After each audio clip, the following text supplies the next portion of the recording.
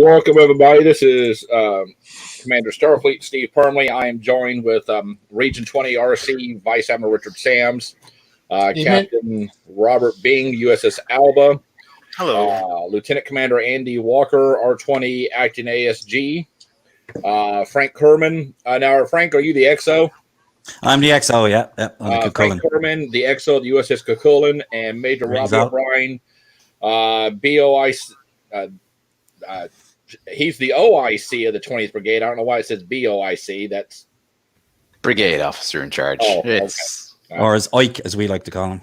So, good evening, or I guess good evening for you guys. Good afternoon for me. This is, so we had a, hang on. Russell, if you could hear me, share this to the members only page, please.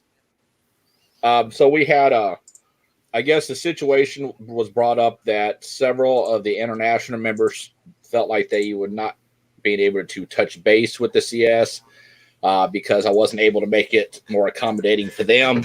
So what we're going to be doing is, and since the COVID-19 virus is going on, I'm working 6 days a week. So I'm going to allot, it's not a lot, but I'm going to allot one Sunday a month to sit down and talk to the international membership, because Sunday is actually like my laundry day, my grocery day, and all around, Dad, I need this. Dad, I need this. Dad, we got to go to Walmart. Dad, we got to go here. Hey, Dad, I need an AMA that we can all see. So I did an AMA that y'all can all see at the same time. So I did all my running at 6 a.m. this morning, make sure I had everything done to make sure we can do this for you guys. So this will be the AMA. If you guys have questions, we have a lot of senior leadership on right now. We'll answer any questions you guys have, or if you guys that's on the panel have questions, we can. I'll answer the best I can. So good evening or hello to John Patrick Bryce, Ann Grace, Pip Slack, Lee Rathan, Sean Williams, Charlotte Gordon, Ian Struthers, yeah. It is. Yep. I unfortunately, I've talked to a lot of great people that's international people, but you guys have some interesting last names to pronounce. And I'm like, I'm going to butcher this. I said, God, I wish I could do this. And it took me 4 years just to say the Cucullin right. So I was always calling it the Churchillin or the something else. And Alan came on and he properly corrected me. He said it's called the Cucullin. I'm like, all right. I don't feel like an idiot no more. You can depend on Alan to put you right, all right. There's a friend of mine in Manchester. He keeps calling it Cthulhu, and I get really worried about that. I also see hello to Tara. It's another strange last name. Coolies? I don't know. Tara, cool. I know who you are. Hello. Mark Logan, Surgeon General Starfleet International. Hello. David Sorey from Region 4. Erica Smith. Felicity McKee, hello. Phillips Cox III, fellow Kentuckian. Ann Perrin, Chief Medical Officer of the USS Versailles in Region 9, welcome. And of course, the last but not the least, hopefully not the last, but our famous favorite person, Sharon O'Neill. Good old Sharon. Hey, Shaz. So if you guys have questions, this is the time. And we'll do the best that I can. On answering. How are you guys doing? What's new in your neck of the woods? Yeah, not doing too bad. You all ready for your R20 virtual con? Yeah, I think that's a great idea. Well done on that, guys. Yeah, ask me this time next week if I'm ready for it. So the chances of me actually being able to fly over to London, England, or Ireland to attend the R20 RC. The R20 Summit, it'd be really hard being a single parent, but at least this way I get to interact with everybody and have a good time. So I'm all up for that. Yeah, well, that was just the idea of it. It's the fact that we can't, I did do a quick tally, and I think on standard cons that R20 chapters go to, we're 8 or 9 maybe more now, down already this year on con. And that's without ones that people would have gone to for the first time this year. The regular cons that chapters go to and have a presence at, we're down probably at a dozen by now. So we just thought this came up, the idea came up through one of my CO's chats, and we just decided a small team have volunteered or been volunteered, and it's sort of going forward. But yeah, no, I'm hoping it'll be a good weekend. It's a great idea. It's a great idea. Fair play to you. Like, I mean, and you're right. So many of the cons have disappeared. I think anybody who managed to make it to the ball must be feeling really lucky right now.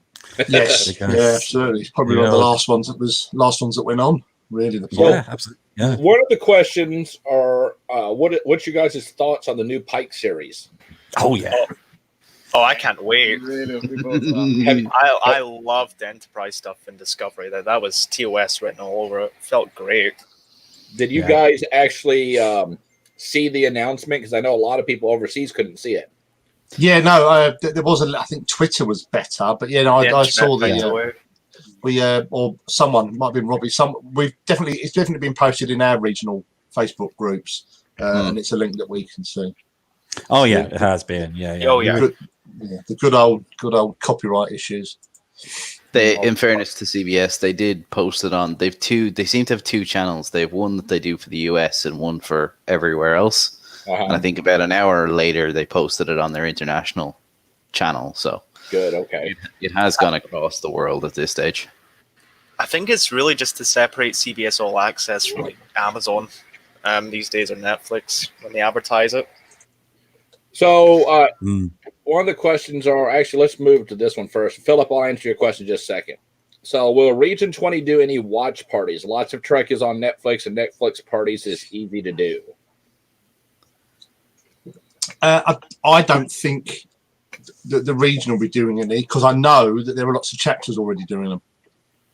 And it can be a bit more complicated to try and organise something like that at a regional level.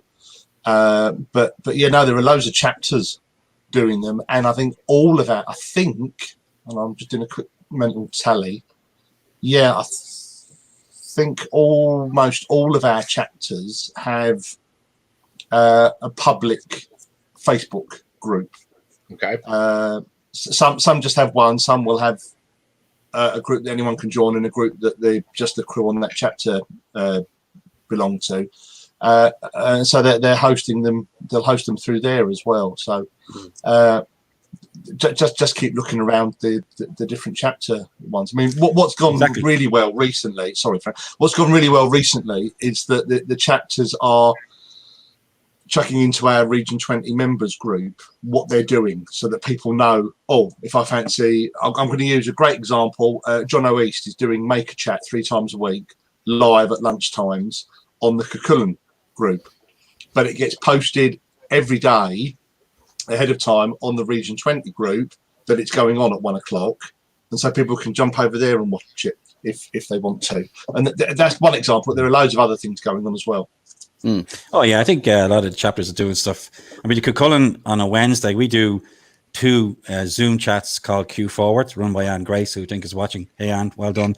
But on the Saturday we do the usual quiz, although last night we had limericks and bingo. But on a Wednesday we do a review of an episode that we've watched, and it has to be a classic episode back from, say, the 60s or the 70s, and it's a pilot episode. So we watch a pilot episode of, say, Space 1999 or Blake 7 or The Prisoner or any of these, and then on the Wednesday we get together and chat about it on Zoom, and it's a great evening, like, you know.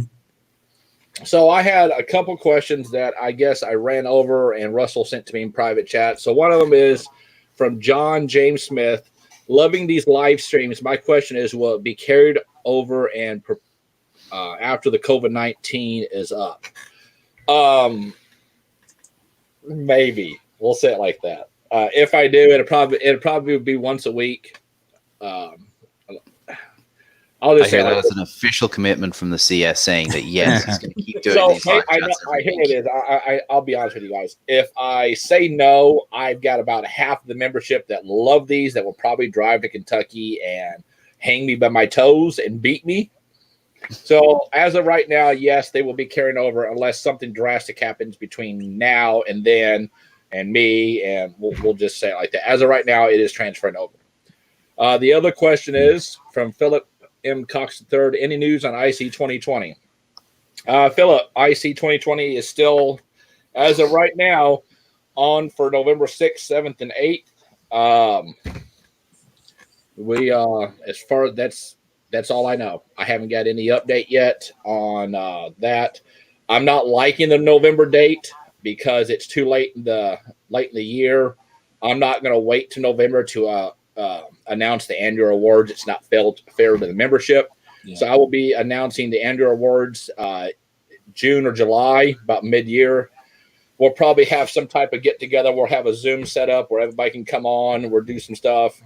This is not an international conference, virtual, because several of the AB was kind of upset about that idea, that they felt that we might be stepping on Baycon's toes. But at the end of the day, what I think is best for the membership is to announce the annual awards mid-year instead of waiting to the end of the year, which is not fair. So we've got something going, and we'll probably end up having a giant Zoom chat, and everybody in SFI will be able to join. Jeff Victor is on the IC committee, and he's got it set up through Zoom that you can have up to. I don't know how much he pays for it, but he's got it. He uses it for something else that he does, and they have a max of 10,000 people that can join. So it should take all of SFI, and we'll be fine. So we'll all be able to interact with the fleet. So that's what we'll do there. Let's see. Felicity McKee, thoughts on the new Pike series? Yeah, I answered that one. Done that one. Yeah. I'm guessing that's. I'm guessing that Jeff's got the Zoom seminar set up, because I know he's an educator, isn't he? So yes, he's an educator. So he's something like that. Yeah, he's all willing to do it for us. They're working on some ideas and stuff, and I think waiting to the end of the year to announce any annual awards, I don't think it's fair to the membership. When it was when it was moved from Memorial Day weekend to November, I didn't even get a hey, what's your thoughts about moving it to November? I just got an email. It's been moved. So that was the extent of my involvement on the movement. So, in fairness, I think that's down to circumstances beyond Bacon's control, and I think we can all kind of get behind Bacon and say, look, they're doing their best to accommodate their event and their con. They're doing everything they can. I don't know. As far as I know, will it be moved again? I don't think so. I think everything is still a go for November as long as the COVID-19. The situation's better by then. I read online, supposed to be something on Yahoo News was talking about that the governor of California, if need be, if the situation isn't better, he'll activate martial law. So I don't know. That's not been confirmed. That's just something I read online through Yahoo. So if it's done by then and better, hopefully we'll go down there because I've never seen the Pacific Coast. Yeah, in Region 20, our region, November, we've got Destination Star Trek. So again, we're kind of hoping that does go ahead as well. It's too far ahead for really any solid decisions to be made on these at that stage, but certainly we're hoping that this is one that will go ahead. It might be the only one of the year, Yeah.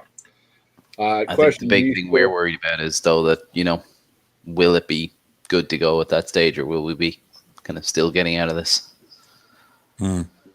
Yeah, I don't know, guys.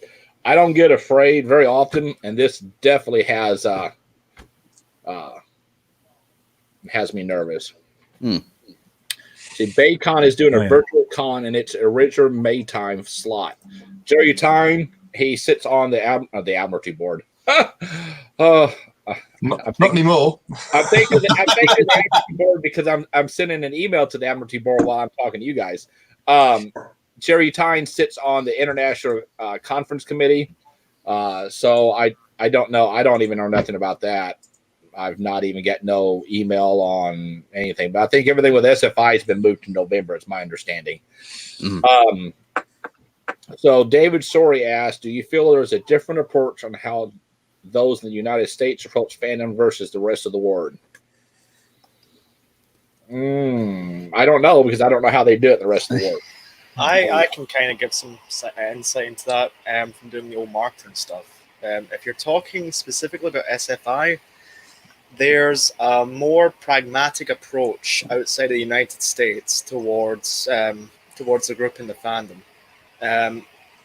a lot of Americans are very intense with it. There's a lot more politics, specifically with the SFI side of the fandom, outside of maybe Europe or Britain, where people are just kind of looking for somewhere to hang out or to make friends. That's just my experience. Americans take it a lot more seriously, and not necessarily the best possible ways. Yeah. Wow. Well, I mean, in Cuchulainn here in Ireland, like we use it as an excuse to party. You know, I've seen your guys' parties. You know, I mean, for us, when we started, it was like, you know, we put up the Facebook page, and straight away it was like, we don't want to be just a Facebook page. You know, we don't want to be just a correspondence chapter. We wanted to try and bring people in and get them to be able to socialize and get to meet people and make friends from it. Like, you know, and that's kind of the direction we've gone on since we started. And I'm delighted to say, you know, it has developed in that way. So we run our 3 parties a year, and we do our movie nights and our bowling nights. And, you know, it's a great way to make fandom something that you can make friends from and actually socialize with, you know? Yeah, exactly. I agree. But I've seen your guys' parties. I hope before I leave. Only the uncensored bits. You only see the uncensored bits.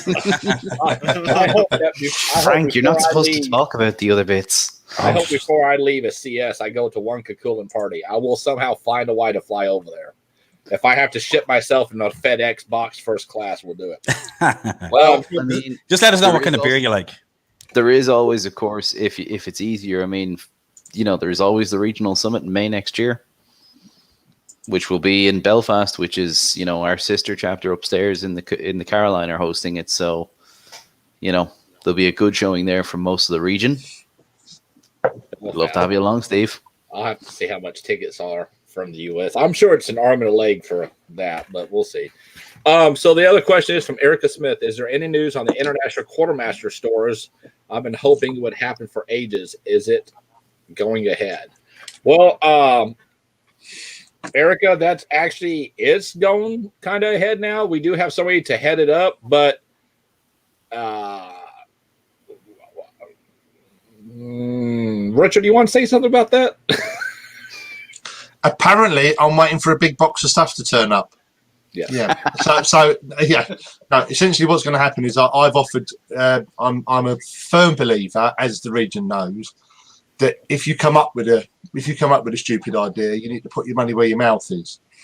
So Steve asked back at the start of the year about what sort of stuff the QM could sell that people would want to buy, and I said, well, actually, I've been on for years about an international QM store, because for anyone outside the States, but certainly for R20, and well, it'd be the same for R9 as well.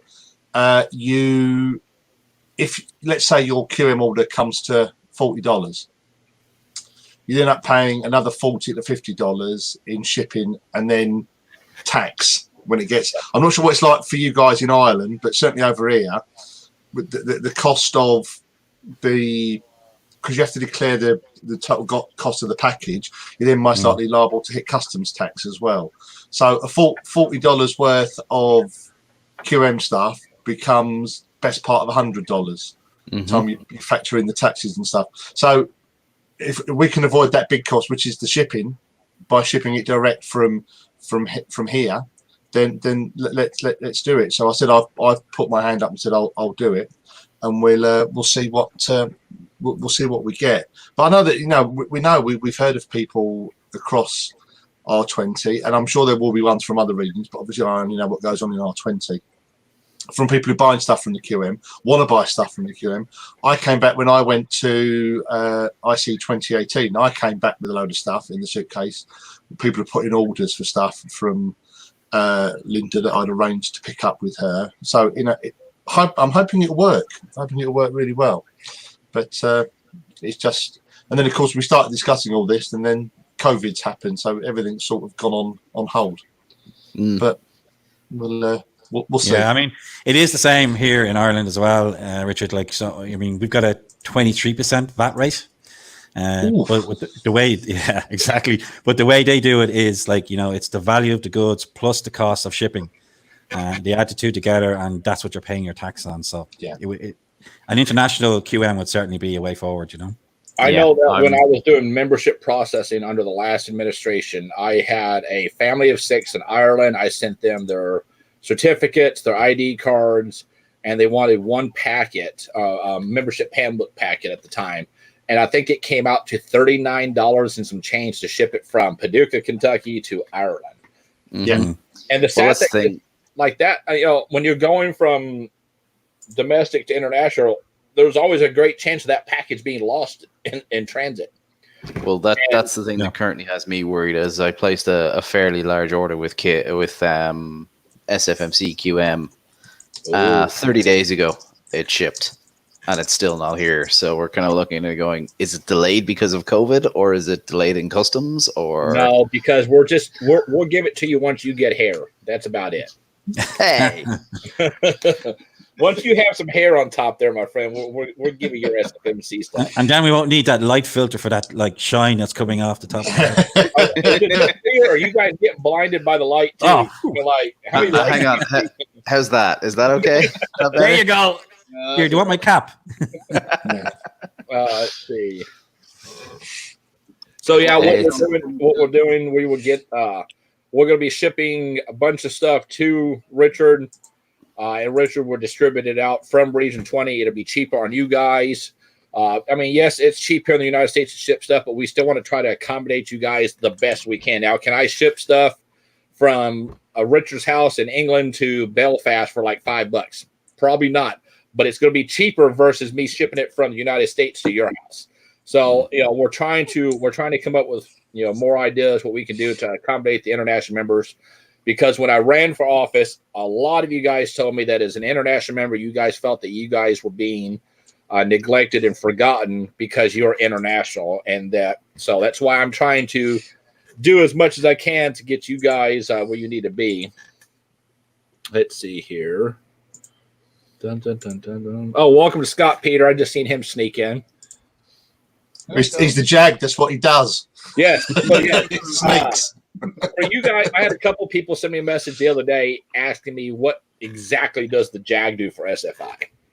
Let me tell you, I had no damn idea either. I had to call and find out myself. Okay, so what the Judge Advocate General does for Starfleet International is if you're under an IG investigation, he's there to help you do your defense packet. He's helped you to do all the packets and stuff that you need to submit to the AB. That's what the JAG hears. Basically, the IG is here to get the report and nail it to you, and then the JAG is to come behind you, take the nail out, help you do your defense packet, and send it to the AB. In a nutshell. He's a defense attorney in a nutshell. And if you've ever met Scott Peter, the man likes to talk. So he's a great JAG. Oh, Scott's great. Scott's absolutely hopefully fantastic. We'll get him on here one day. We'll do that. Hang on one second. There was another question that just disappeared. What was it at?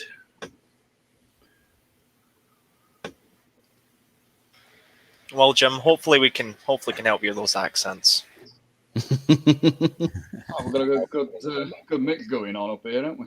No. So Lee Rathan, forgive me, the name, I know you're on the Kukulin. The name looks familiar. I don't really remember.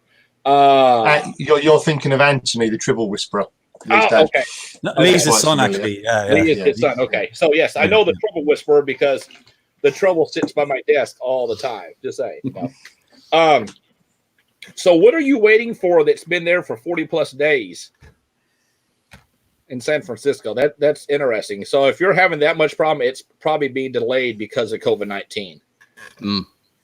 That's sort of what I figured, in fairness. I'm kind of sitting there going, it's probably a shipping delay due to COVID-19. So actually, if you really want to know who the main brainchild was of the international quartermaster, that was this lady right here I got on the screen.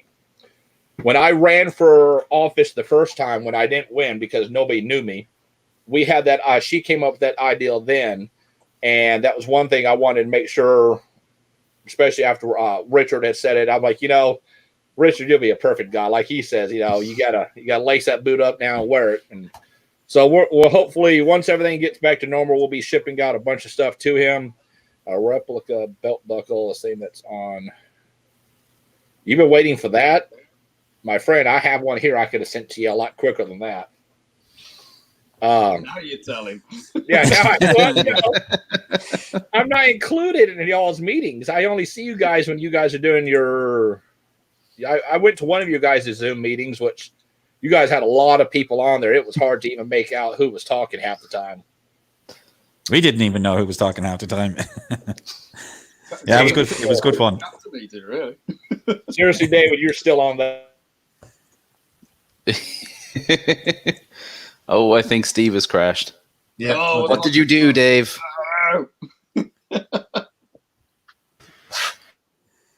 Oh dear. What a pose to get caught in, though. Yeah. Quickly, somebody capture this image. I'm just gonna Well, dive yeah, on. just need to screenshot Is he- this. So is he, Oh, I can't Well done, find Dave. that answers that Well question. done. The fact that we are still live because people are still commenting. That's interesting. Yeah, because he's hosting, isn't he? Oh, yeah. That's why I wonder Yeah. because Steve's hosting. That's why I wonder whether it'd all just go pop. But no, well, appear not. at least we know for next week now. You know, Yes. it's good to know that the platform stays up. Yes, yeah, very true. Oh, Oh, he's gone. and gone. Oh dear. Okay. Now, that's really interesting now, isn't it? My control now. Yeah. Oh, the red coats have taken over. Yeah. So, It's, Rich, seeing as you're the he will be back. next apparently. most senior officer, Yeah. Over to you. Right. Right. I'll. This is where you delegate, isn't it? You see. So then I don't down to Frank, who's the next most senior officer. So, pretty much. But yeah, no, it's interesting. I'll tell you No, what, it's- Richard, tell us a little bit about the virtual content you're doing next weekend. Okay, right. So we'll push some. We're going to push a loose timetable out tomorrow, and I say loose because it's not going to be regimented. It's going to be very fluid. We've got a structure. We've got a block of things that we're going to offer, but I hope and probably expect that during the week people will pop up and say, "Oh, actually, well, I could get involved. I could do this and this and so and so." The only thing we're trying to avoid is actually having stuff duplicating at the same time. Because if people are offering to step up and do a session, then I don't want people to have to decide what they want to do. So we're going to. That's what that'll be the main thing with the programming. We'll be trying to make sure we don't double stuff up. But Friday night we will be doing using this same platform, StreamYard. We'll be doing like an opening ceremony thing, possibly a couple of presentations and stuff to make. Then after that, the next thing on Friday night via Zoom will be a brigade muster, a 20th Brigade muster, which Robbie will obviously be heading up. That and then. But then throughout the whole weekend there'll be various competitions. So there's a cosplay competition for the cadets. We're doing a cardboard starship competition, so they get to build a starship at the competition and build a cardboard starship, and then pictures or videos, whatever. So just so we can get it up, and we'll do some prizes on there. There'll be other silly competitions as well for people to join in and take part with. That'll run all the way through till Sunday afternoon. Then on Saturday we've got some various bits and pieces sorted out. We've got a quiz. Someone's running a quiz for us. Kurt McRae, who's been doing the really fascinating uniform series, is going to do a live edition of that. Mm-hmm. On Sunday, Jono's doing us a con special maker chat. There back. He's back. Sorry, guys. That's all right. We were just saying it's quite interesting. At least we know now that if the host drops out, the broadcast stays up. Well, I'm gonna make Russell administrator, so next time that happens, he can jump on and still do stuff. Yes, I thought it would end out. I thought the thing would end out. I apologize, guys, but unfortunately, for some strange reason, I put on this announcement from David Sorey, so we're gonna blame it on Region 4 because he was the last thing I did. So I posted that message on the thing, and then all of a sudden, my whole power went out at my house. Like, what the hell just happened? Leave it to David to crash my computer. I'm just saying. Yeah. So, we have 40 viewers. God, I'm going to get in trouble for making this announcement. Ugh! Oh. I would just say this. God, please. Richard. Steve, just to dive in, you do know now it's very difficult, and I've been caught in this situation before, but you've been asked a question there, and you do know that no is a perfectly acceptable answer. It is a valid answer, in fairness. Yeah.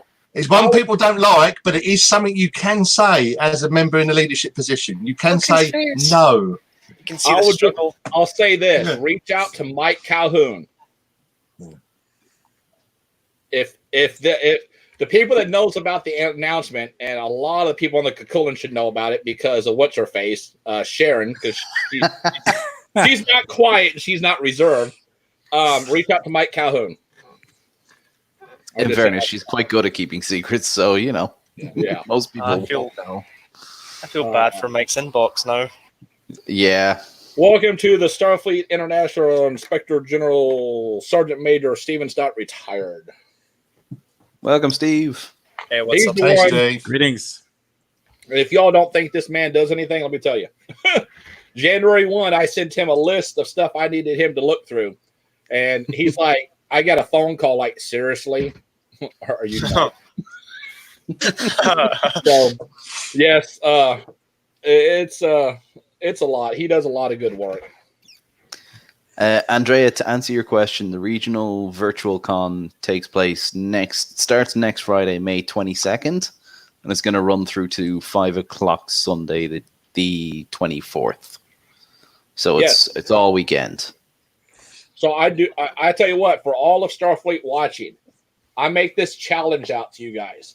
Let's make, since this is the first virtual con for a region for their summit, let's make this the biggest one they can get. I want to see as many people from every region humanly possible go and invade. Hey, they came after us during the Revolutionary War. Now it's our turn to come after them. So let's go. Let's show them our support, guys. Let's get out there. Are we going to have to get into the Boston tea argument again, Steve? Listen, Robert, I will go get the tea lady on, and it'll be on. You'll be in trouble. Oh. So actually, I've just seen one of the replies as well. Yeah, if it depends on what Andrea's talking about. So the cons next weekend, but our actual physical summit hopefully will be. It's a year, isn't it? This weekend next year. Yeah. Next week. Yeah. It's the 20 something of May next year. But we're just going to bring up the actual date. So that's 14th the physical to one. 16th of May, I think it is. So it's this weekend. Yeah, it's a year away. Oh, lordy. Yeah. A year away. That's that. But yeah. 13th to the 15th of May next year. Yeah. It's the second weekend in May, basically, of 2021. But yeah, as Rich was saying there, to all of Starfleet International, yeah, we are having the cardboard costume or the cardboard starships competition for all the cadets as well. So it'll be awesome to get as many cadets involved in that as we can. There is going to be, I think we're having the cosplay parade is on the Sunday, but cosplay submissions will be open all weekend. Not necessarily Star Trek cosplay, but any cosplay you can think of is more than welcome. There will be some special guests. We are kind of at least one confirmed. So who's the special guest, Robbie? No, we're not saying. We're keeping that a secret. Can you at least tell me in private? Yeah, I'll drop you a line. Yeah. See, I'm the CS. I get to know about all the goodies. Just keep your Saturday evening free. That's all I'm going to say. There is a post. It'd be Saturday afternoon for the US. It'd be Saturday afternoon, 10 p.m. BST, which is GMT +1. All these different time zones get awfully confusing, but it'll be afternoon for people in the States. Mm-hmm. Yeah. I tell you what, this special woman. I've just seen John James's comment.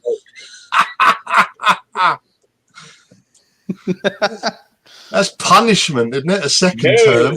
Okay, so look, I want to make this absolutely crystal clear to the whole fleet. I will not be running again. I'm going to fix everything that's done. I'm going to hopefully have the database. The database will be done, or I'm going to have a heart attack over that one.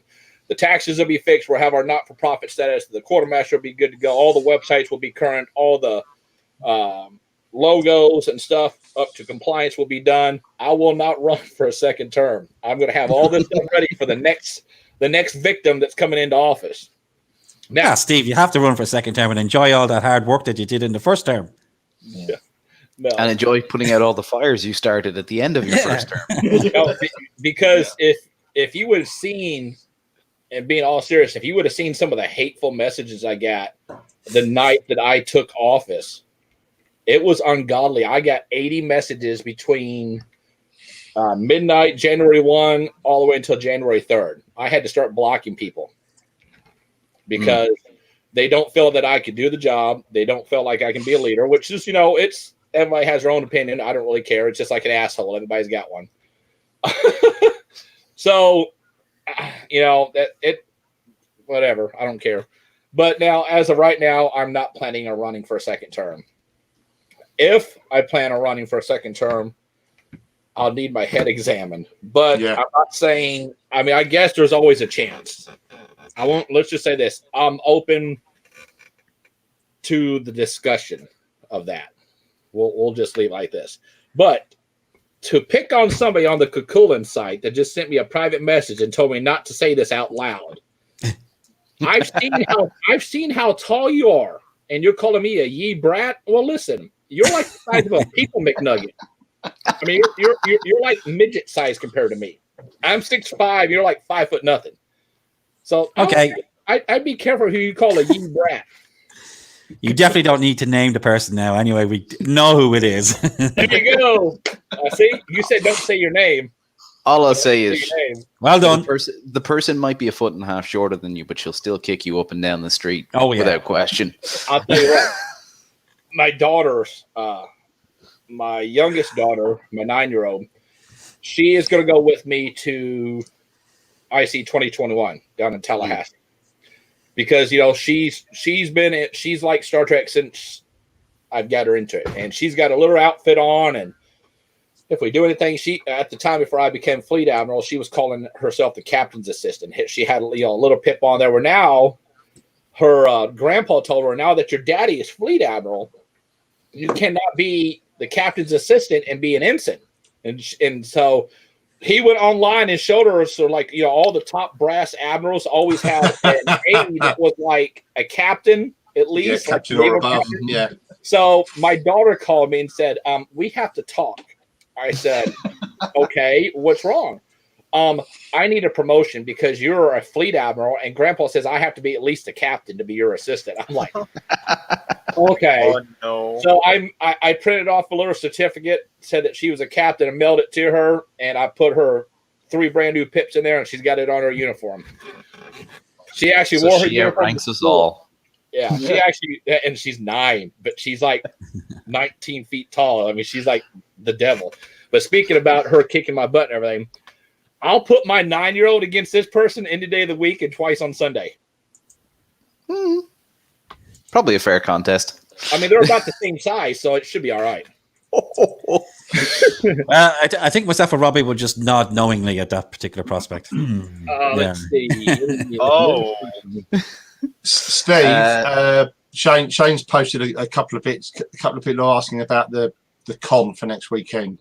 There isn't any need to register and stuff, but I did put a post up in the SFI members group earlier just to get people to link. We're going to be running it all mainly through R20's public Facebook group, so the group that anyone can join, and our page.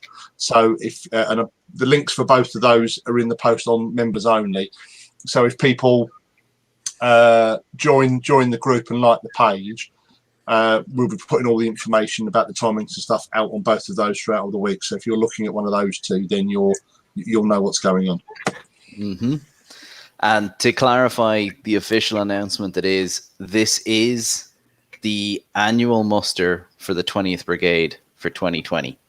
So anything relating to that for Marines, relevant for Marines in that regard, So is that This any will be. Marine across the entire planet?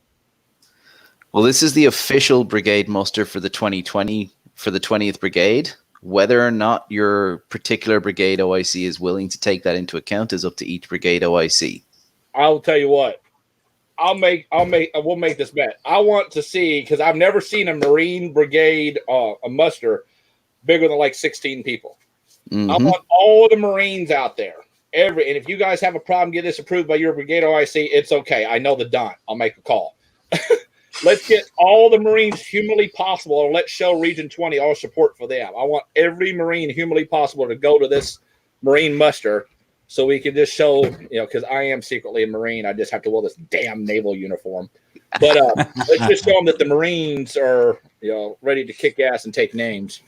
Well, if you've only seen 16, you should have seen the Destination Star Trek Marine muster last year in Birmingham. I see pictures. Yeah, between definitely got over that number. Between the Cuchulainn and the Merlin, I think we had about 40 or 50 there at one stage. Loads, didn't you? Yeah. I mean, you we have something? Yeah. At least 10 from the Merlin were there. So I mean, yeah. No, we're running it. So I think the only issue that I can see for people outside Region 20 will be the fact that we're running it on our times. So but hey, jump in and jump out as and when you want to. You need to. Mm-hmm. Yeah, I'm really looking forward to it. He says nervously, but no, I'm sure it'll be absolutely fine. There's a great team that are running it with me, so I'm sure it'll be absolutely fine. So there will be no technical issues. Is Anne Grace one of those Banshee babes like Sharon? Oh yeah. I get this ad request from something called Banshee Babes, and at the time, I'm sitting there. My boss is like, "You got some joints on Banshee Babes?" And his exact words is my boss, who does not know nothing about Star Trek. He's like, "Why do you have some porno site trying to add you on Facebook?" I'm like, I don't know. Let me look at it. And I looked at it, like, no, it's Star Trek. And his exact words is, "You like Star Trek? Don't you know Star Wars is better?" I'm like, "Oh, dude, I'll throw it at you. Get away." Just tell him it's not a porn site, but some of our conversations might sound like porn sites. Oh, I've but other than that, we're an airsoft team as well, so it's all good. Yeah, I've heard a few of your guys' conversations and discussions. I'm like, ooh, I'm stepping out of this one. we call it our 18 plus not safe for work airsoft team page. So just bear that in mind. But yeah, the Marine muster will be at 8:30 p.m. Irish and British time. So it will be now. Yeah. Now. All right, guys in the United States, there is no reason for y'all to come on. Look, it's 2:00 our time. We can make this happen. Yeah. Now it is a Friday, so I don't know. People who are working, obviously. You can dial in from Zoom. Truck. I'll be driving my work truck, and I'll be on the call listening. You can dial in from Zoom. John, to answer your question, if you're a reserve Marine or an active duty Marine, it doesn't matter. Just make sure to have your OIC put you in for any relevant things. But both active duty and reserve Marines are both fully welcome to any musters that are carried out at any stage. Even the active duty, what are you now? Full general, fleet admiral? So, so equivalent, because different Trek sites have an equal rank for the 5-star. So, with me being a fleet admiral, obviously we don't have this rank, but I would be considered a field marshal. Yeah, that's what I was going to say. Yeah, be a field marshal. So, I can't confirm nor deny if I'm going to have some special 5 gold bars made up for me, because I'm not going to. It's either that or I was going to wear my fleet admiral pips on the uniform. One of the Marines, I think it was my aide de camp, told me, he's like, "I will drive down there and I will tear you apart. You wear that uniform properly, you don't wear it." I'm like, "Oh, well, all righty then." People forget who they're talking to, I guess. So, yeah. Edward, looking forward to seeing you there. And And Edward is the 3rd Brigade OIC, for people that does not know. See, the Region 20 chaplain is there too, John Hardy. How you doing, John? Hardy, yes. He joined us in our chat last night. Did a good limerick as well. Fair play to you. Yeah, he's one of my frequent players that comes on the CS chat. Steve is a traitor. Oh. Whoa. Wait a minute, David. Now, look, you're an R12. Now, let's not talk about being a traitor, dude.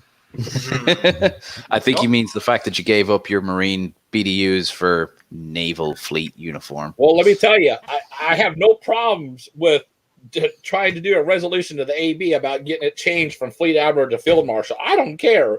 The AB is going to be like, no, you're a Fleet Admiral. Go play with the red uniform now. Go by. I know exactly what they're going to do. It'll be a unanimous no. Elizabeth, to answer your question, what time is it where you are now? She should be same time zone as me. So what time is it for you, Steve? 2:50. Cool. So it's 2:00 in the afternoon, 2:30 in the afternoon for you guys. Yeah. Well, yeah. Essentially, whatever time it is now is what time it will be for the muster, because we're starting it at what will be 8:30 our time, which was 20 minutes ago. I think East Coast is 4 hours now difference with summertime. Yeah, so it'll be about 8 p.m. It'll be about 2 p.m. Oh God, So why yes, am I it's full one- screen? Yeah, It's- so it's it's- not it's one- unreasonable. It'll be at 1:30 then, Elizabeth. If it's 1:50 where you are now, it'll be 1:30. Right. Yeah, so it's not Playing now, unreasonable. I It's not an unreasonable time. Hey, Yeah. wait a minute. Shane, I could hate on a Region 12 because I was a member of Region 12. I'm literally 3 minutes from Region 12's state border. I literally can sit on either Region 1 or Region 12. I have property in Region 12 and I have property in Region 1. I guess if I just get tired of Region 1's political crap, I'll just move my charter to my other property. I don't care. Yeah. Somebody asked me that, we have 1st Brigade, we got Region 1, Region 2, Region 3. How come they have not actually come up with like a fleet region where all the CS, VCS, Ops, all their chapters go to the fleet level? And I'm like, that's not really a bad idea, but it's like a lot of stuff, and I don't want to add any more to our database right now before it crashes. It will drop. It will fall over spectacularly. You try and do something like that. Yeah. Speaking of longtime viewers, this woman has watched every episode I've ever put on. Why? I have no idea why. Hey, Kim. They do, Kim. Kimberly Donahue is the SEAL Kim. of the USS Yorktown, and she's the member of the Maxwell Squadron. Uh-oh, I've got questions coming in on Discord. This is hilarious. Hang on one second. Oh. Still haven't got Hey, my head wrapped around that you one. leave my glare alone. My glare has been specially crafted over these live streams. Listen, you're lucky. 5 minutes, I'm isn't it? slightly ginger. I get sunburn when I open the fridge door. It's horrible. Yeah, I know the feeling. Yeah. Lockdown's good though. It gives me an excuse to not go outside and get burnt. So I got 2 questions. One for the XO, the Kakulin from your CO. Oh, no. Oh, yeah. So when's your guys' next party? When's our next party? Yeah. Our next scheduled party is our karaoke night in August. It's usually 2 weeks after Dublin Comic Con. Okay. No, Well, there you go. Alan's watching. He's like, here, ask my XO a hard question. Oh, that's not a hard question, Alan. And the other question Not at all. is Sharon Well, the hard O'Neill- question is, will it happen? That is Yeah. Scheduled, That's the But worry. will it happen? That's the hard question. So the other- Dublin Comic Con haven't actually cancelled their event yet. They're in discussions and they're talking with the government as to what might be possible. Mhm. So hopefully they find some way of doing something. And I believe that by August, hopefully restrictions will have eased to the extent that we might be able to host something. Normally, as I say, we would have a karaoke night. We usually do, quiz and karaoke and, various different maybe awards and all that kind of stuff. It's just basically a chance to get together and have some fun. But that's our next one. So fingers crossed. the other question is for Sharon O'Neill, who I know is watching because she always watches and she always harasses me on something. So this question is from Alan O'Shea, the USS of the Cuchulainn, which is her CO. Sharon of the Banshees, does Section 31 exist? Of course not, Al. Don't know what you're on about. So Sharon's great, because when we started, yourself and Alan, we were also the OIC and DOIC of the Banshees. And as things started to grow, I was like, this is getting too much. We need to sort of delegate.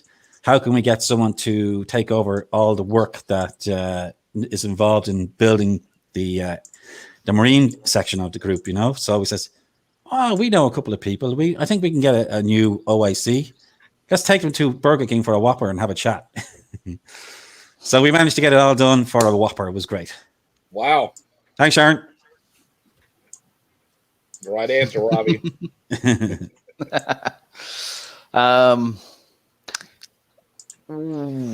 That's the other thing I meant to say. I believe, if I'm not wrong, Rich, we're going to have a special guest on Sunday afternoon.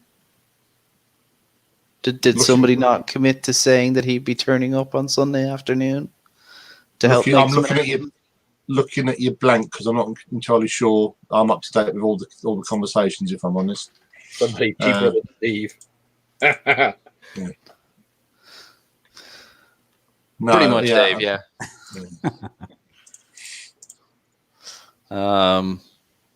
No, I wish it was Will Wheaton. I wish we could get Will Wheaton. That would be cool. Best Whopper I ever had, Sharon. So actually, my lunch is sitting here because I didn't want to eat and be broadcasted my fat rear end eating animal flesh. The last time I ate, I was trying to eat and I was having a broadcast and I was trying to hurry up and eat because I was really hungry. Somebody sent me a message and probably said, I cannot believe the commander of Starfleet sitting there devouring animal flesh. And I'm like, well, my response was, well, I can turn into a cannibal. Are you available? Oh, my God. And never sent me another message again. So I was like, oh, okay. I wonder why. I've always wanted to try Silent Green. Yeah. Oh. Erica has asked me to remind us that there will be a raffle going on all weekend, and there will be prizes and giveaways and all that stuff going through. So just remember, guys, that there will be raffle, there will be proceeds going to charity. So yeah, don't forget giveaways, raffles, free stuff. So if you guys don't know what Section 32 is, it's the cleaning crew that cleans up everything that Section 31 screws up. Yeah, that sounds about right. Yeah.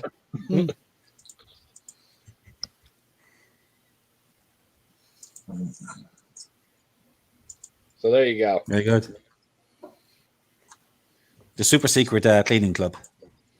Yes. So Andrea is taking applications to help clean up the S31 disasters. It'll happen.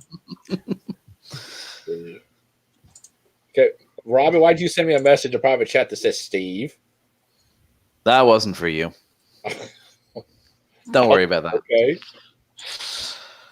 Tell me, is this Section 32? Is it like run by Harvey Keitel? And drives around in a really nice red sports car. So who's Judge Enza? ENZA. Will. That's Will Enzo. Will Enzo, yeah. He's currently in Facebook jail. Oh, okay. That explains it because it says Judge Enza and it says USS Lawmaster. I'm like, am I being trolled again by people from YouTube? Dang it. No, he's currently in Facebook jail. We're not really sure what he's done, but apparently he managed to get himself in Facebook jail. Dude, I can go on there and say hi to somebody. I'm in Facebook jail. It's okay. I've got 2 accounts. I'll give Will his credit. He got some really epic Judge Dredd cosplay crossover with Bones. His Bones Judge crossover is really good. If you get onto any of the recent 20 pages where he's posted photos or on his own page when he's back off jail, really smart. He's a really nice crossover. Like that. I've seen the Judge Bones cosplay, and it is actually quite good. Pretty So good. Yeah, pretty good. I'm going to share my screen. This is something for Will because he's the habitual Facebook person that gets in trouble. There you go, buddy.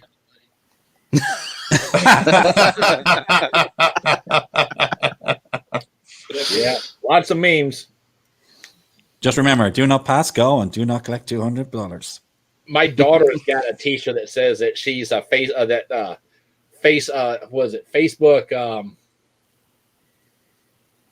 convict or something like that. On the back, it's got the Facebook symbol with the jail cell over it and hands. It's hilarious. I don't know where she got it from. I'm like, I need that. Let's see. Erica Smith says the 2020 con raffle will be drawn just before close Sunday the 24th. We have quite a few prizes donated by members of the region, with the star prize being a full package of the Regional Summit 2021. Okay, look, how much scotch do I need to send to you guys so I can get the full package? Because I love it. I'm just saying, scotch here is cheap. I'll send you several cases. Bet. We don't want the stuff that we sell to you. Please there's a reason. Please keep it. There's a reason it's shipped over there. Yeah, let me just check my paint thinner. Yeah. Exactly. Oh, see, I want to try to get a couple of these made if I can find out where the Marines got them made. General of the Marine Corps is what you're going for there, is it? Yeah, your better option would be to get someone who's got a 3D printer, because the metal ones will be lovely, but you'll end up having to buy 50 sets of them. which will last you a while. And to be fair, I have no graphics skills. I've just put that together by splicing the 1 and the 4 together. Can you send that to me, Richard? We'll do. I got a friend in Region 12 that's got a 3D printer. Yeah. But somebody's like, well, yeah, if you're in your Marine uniform, you could just step down to a 4-star general. I'm like, nuh-uh. I don't care really. And then somebody else is like, no, you worked too hard to get that 5th PIP. You need to have you need to be a 5-star. I'm like, dude, I'll tell you what. I said, I'll take the pay. You give me the pay first and we'll see. That's right. Stephen Robb. I forgot about him. He's a magician, dude. He certainly is. Go ahead. Oh no, he is. He's an absolute magician. But I know you probably don't want to talk about it, but James just asked, any update on the status of the bank account problems? Any update there from the hack? Or hang on, I guess. Which James are you talking about? James Cecil. James Cecil. Oh, okay. So, James, we have all of our money back. The investigation is still ongoing. We could not put the police report in Florida where the bank accounts are because we're incorporated out of North Carolina. So we had to do the police report in North Carolina. I know we have a detective assigned to the case. I know that they are working on it, and they said that it would probably be several weeks, if not longer, before they even can make headway, because they've got to do subpoenas, get videotapes. They've got to get there's a lot they've got to do. So this is not going to be a quick fix and done. So as of right now, all the money that was taken has been returned to us. The bank has honored it, so we have every penny that was taken out has been returned. We are monitoring. The only 2 people with debit cards in Starfleet is myself and Linda Olson. So we're monitoring the account very closely. She gets a text message and a phone call immediately when there's any transaction or any action involving our bank account. She gets an immediate call. So that we're working on it. But James, it'll be a little while before we actually make any headway on it. Steve, what about the issue with the taxes? How are they coming along? So I've signed the documents for 2016. She's submitted 26. She's doing 2017, and then I'll sign the documents for that, and then she'll do 2018, and I'll sign the document, and then she'll send them all in at one time to not get because she said that there might be a processing fee for each year, so she's going to send them in all at one time, so we'll pay one processing fee. Once that's done, there will be a minimum of $1,000 fine or penalty for each year, so we'll end up having to pay a minimum of $3,000. And then once that is brought current, then we're going to start our process to get the not-for-profit status back. For anyone who's not aware, I know most of us are all aware, but Starfleet International has lost its tax exempt status due to issues with our taxes. So nobody come due to the previous administration not doing taxes for 2016, 2017, and 2018. Past couple administrations. Yeah. So Steve has been working with one of the members in Region 17. 17. Her name is Cindy Finnebaker, and she's a certified CPA. And she's doing about 12 grand's worth of work for free on our behalf at this point. So we are working to get the tax exempt status back. It's just taking time, as all these things do. So just if anyone's not aware as to what's going on. Yeah. Oh, looks like he's had another power cut. Oh, is he gone again? Yeah. Gone again. He always seems to go off on quite flattering facial poses as well, doesn't he? Right, screenshot number 2, guys. Timing is everything, huh? Marvelous. Yeah. Man.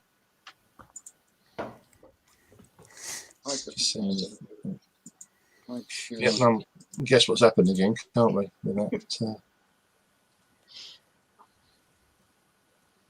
You guys are trying to get stuff. It's back. It's back. Where was I at? Oh, so like I told everybody before, hang on one second. For some strange reason, it's now my internet acting up. I have no idea. Hang on, what the heck was that? Russell, we need those memes ASAP, please. No, we don't, Russell. And I will help you if something involves picking up crap with your hands. So it was not just the past administration. It was the several administrations in a row. So, like I told everybody, we're not going to push blame. We're not pointing fingers. We're going to move forward as an organization, get this fixed, and move on. And we'll be better at it. Storm coming in on you, Stephen. James, it might be. I don't know. I'm on the fiber optic internet, so, or it could be that some redneck guy hit the pole again. That's happened a couple times. Oh, Dave, that's mean. What? No pose for Steve is flattering, but we work with what we have. If I didn't have a member of the board on here, David, I'll say something, but I'm not going to say it because I got a member of the board on here. It's okay. I could nip out for a minute. Yeah. You think you're getting ready, Rich? It'll be fine. Yeah. It's okay. We'll put a timestamp to where you need to come back in, Rich, to watch it back for the next AB meeting. It's all good. You're such a my kids are like, Dad, how come you don't have any friends? Because all I do is work. I said, well, I do have friends. I get out here and talk to them. She's like, their faces on a computer monitor. How many of them have you met? I said, I met a few.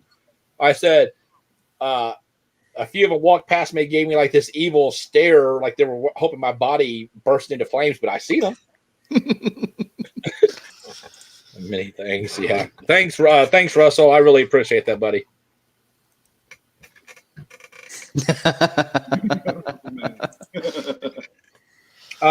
So hang on one second here. I have two things I need to announce. Ooh, the suspense is killing us. I'll shut up. So Petty Officer 3rd Class Helen Lynch of the USS Cullen has been appointed Assistant Director of the College of Music and Assistant Director of College of Acoustic Technology. Congratulations. Well done, Helen. Hey, and Ensign Morgan Deane, D-A-N-E. Dean. Dean. Ensign Morgan Dane has been appointed one of the associate producers on the CS show. He's involved with live content with Russell Camp. So, and before you guys ask, no, this did not go through the HR because what I'm doing now is not part of Fleet. So I can appoint people to help me because this is not an exact position for Fleet. This is something I do extra. I know one of you guys, I'm not going to say who, but the people on the Kakula knows exactly who I'm talking about. I'll probably be seeing posts about from that person and want to know why I didn't go to the HR department. I got $20 says it's going to happen. Who wants to take me up on that? No bet. Yeah, because you know it's going to happen. So congratulations to you two guys. Hey, look at this. We're actually joined by the Marine Corps. Oh, the dam is on. Yeah.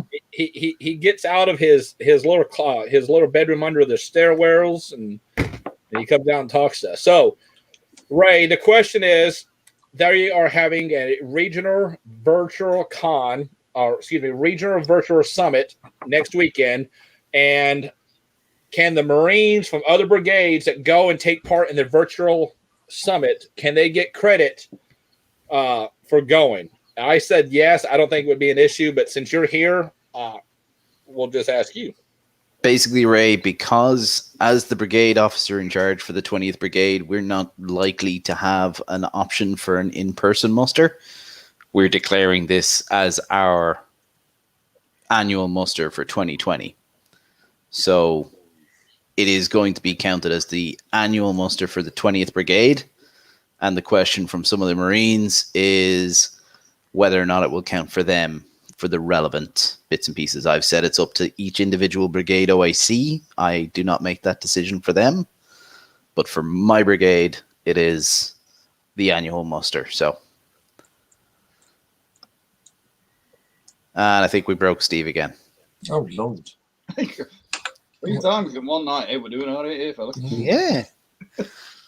Yeah, I just want to say as well, well done, Morgan. Fireborough Dean, yeah, man. Another one of our wizards. Thanks very much, man, and congratulations. Oh, he's proper gone, isn't he? Yeah. Oh, yeah. Oh, we're pushing in because I know that Kurt McRae, Lieutenant Kurt McRae, who's on the ALBA, and he's also the Region 20 Chief of Staff, has just been appointed Associate Director. I think it's the College of Trek Security. Oh, Definitely a college. You're definitely another Associate Director. It's good. Very good. So, Kim, I think he's going to need more than one roll of quarters at this point. Yeah. He's not fed the answer, has he? I don't know. We all remember those 50p meters back in the day, huh? Yeah, yeah. I remember it on my aunt had it on the telly as well. Oh, Oh, aye. God, yeah. Yeah. And to answer your question, there may be a muster itself, but that will be a unit muster rather than a brigade muster. Obviously, other units are more than welcome to attend. Well, if it's anything like last year, it'll be a great bit of crack. Like, you know, between Cullen and the Merlin, like it was a cracking night, really. Yeah. Just fingers crossed it goes on. But it's, as we were saying earlier, I think it's far too early to. Oh, it's way too early. Yeah. Far too early to know what's going to be happening with that. Just yet. It's a real shame. Oh, really? I mean, just to see the cons dropping away is just, you know, because it's so much a part of what we are and what we do. It's hard to look at, like, you know. And for us, like, I mean, in the UK, you've got an awful lot more of them than we have. But so, you know, missing out on Dublin Comic Con in March, which is probably the biggest one we have, you know, tough, like, you know what I mean? So we're hoping that they do get to do something in August, like, you know. Mm-hmm. That's why I'm hoping DS2 goes on, because actually you said there was a lot, but actually down in my part, London in the south, there's not a huge number of cons in the same way. There are lots of the comic cons, but they're not really set up for. They're looking more for just traders. They're not looking for fan groups to come and stuff. So having a few cons. There's one little one that the Merlin supports that's fan run we've been there since it started. There's a couple, but I know there are more up to where the Appleton are. There are a lot more up there and whatever. But it's just it's probably one of these practical issues, like it costs so much more to put something on in London because everything costs more. Particularly if you're not going for the that Comic-Con style that you're talking about. Like, what's the one that the Merlin supports? It's Sci-Fi Palooza. Sci-Fi Palooza. Okay. It started by the guys who run Trekmate the podcast, and they've got a page on thing. But no, it's been going for a couple of years now. We've been there since the start. It's a little it's like all these ones. It is going to get bigger. It's getting bigger every year. It's a cracking little con. It's a 1 day thing at the moment. 1 day thing, but it's good. It just gives people a chance to get together and chat. And you know, we see people. What's quite nice is they've got the same people following them, so you get to see the same people each year and chat through and whatever. And that's good. It's a good little day. I really like doing them. And of course, what's been a real shame this year is that it's gone again. What's been a real shame this year is that the Concorde, USS Concorde, the new chapter in Bristol, with Teresa and Shaw, had linked up with the group that are running a load of cons out that way. I went to one there last March in Bristol, and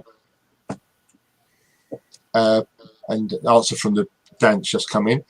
And they'd linked up to do a load of events this year all around that sort of part of the world, but they got to one.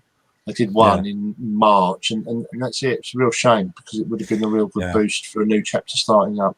Oh, definitely. I think, you know, being a part of conventions like for us, the Dublin Comic Con, it was instrumental in the manner in which we grew. And I think taking part in events like that is definitely a way for chapters to grow, you know. But you kind of miss the old style cons that used to have it. I remember going to a lot of the Star Furies and the Wolf 359s that they used to do in London when they were, you know, doing Babylon 5 and Stargate events. Like, it was great cons, you know. Yeah. I'm hoping that what we'll start seeing is more enthusiasm for Trek groups at cons because it's a current product. Yeah. It's been one of the big problems we've had recently is that there wasn't Trek on TV, so therefore you're not you don't get something to discuss with people. Found that last year, and I was at this one down in Bristol last year, and we were chatting, and the loads of people come up saying, "Well, what do you think about Discovery?" Because it was current, because it was new. Yeah. You guys must have found that last year as well, and so of course we've missed all the option for conversations to talk about Picard when it was running through live. There'll still be chances to chat about it, but it's lots of bits that have been missed. But hopefully, my big hope is it's all the little fan based cons are the ones that survive. Hopefully, because it's those ones that I worry will, if they go, then they won't come back. And sorry, that is one of the wonders of the SF ball, like, you know, because I think they're going 25 years, 26 years now at this stage. Yeah, I've been going to that since 2008. Haven't missed the ball, and I think it's one of the best conventions you can possibly go to, like, you know what I mean. And as you say, like, I mean, it's fan run, and they do it for charity, and, like, you know, it's focused on the attendees, and they have maybe 3, 4, and sometimes maybe 6 guests, but, you know, they focus on the fans. They have events going on through the day. The Friday starts with the quiz, and it's a hotel based con, you know, so everybody's in that space, and they can kind of get together and chill and enjoy the event and, like, get to know each other as well. It's great. Yeah, I mean that's why I think the regional summits work really well, because they're hotel based. So you've got the option that when, you know, if you as an individual need to dip out and have 20 minutes just to zone out, it's a hotel, so there'll always be somewhere you can go and sit and whatever. But you know, I think they work really well, ones like that, where it's nice to have a guest or two, don't get me wrong, absolutely, but I think it's you know, what do you do with them? Because not everyone can afford to pay for a photo or an autograph. Not everyone wants a photo and an autograph. At the first of these events, the first of the Paloozas, which they call it Trek on, the first one, they got Max Grodenchik came over and did a fantastic talk. Really, really interesting guy to listen to, and chatted for ages. And what was really good was that earlier that year, by invitation, he joined the Alba. He's a member of Max Grodenchik is a member on the Alba. He's a crew member on the Alba. And so I'd arranged with the CO that I actually presented him with his membership certificate. But yeah, such a great guy. But that was it. He was the one guest really. Did a couple of talks and chats through, but it worked out well for the rest of the day. You don't have, I don't think you need a ton of guests. But then it's horses for courses. That the more comic cons are built on that people want to go and get their autographs, get their photos, and stuff like that. It's sort of the model. It's the sort of model that DST run on, but different. Really? I'm just gonna say. Wow. Brilliant. So that's what it was. No, as to say that the devices and routers are all in my bedroom, my kids are not that technologically inclined to actually be able to log in wirelessly and do that. So, Chris, to answer your question, I don't think we want to tread that line because we don't want to draw too much attention from the IP holder. Tell me if I'm wrong, Steve. Tell me if I'm wrong, Richard. You're on the board of directors. Yeah, I must admit, this is a purely personal opinion. I don't think too much fleet level stuff for recruiting works. It needs to be personalized, directed for what your chapter does. Some stuff, I think stuff that uses the SFI logos and stuff that you can then add your chapter information to is brilliant.